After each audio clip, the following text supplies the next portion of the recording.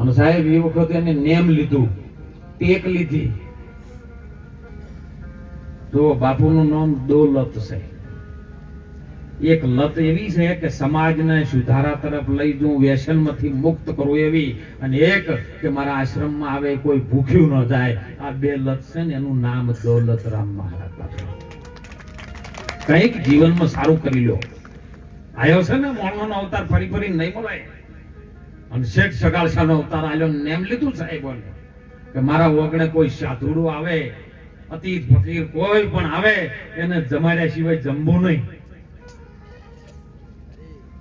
8 દાડા સુધી 8 મહિનાની હેલી મંડળી વરહાદ વરહે, કોઈ સાધુ ન દેખાય. આપણો તો સાહેબ ફોન કરો ને સાધુ આવે. નહીં આવતા તો તમે શું લેવા પાછા પડો છો? એ વખતનું નેમ એવું હતું કે સાધુ ના નજરે આવે.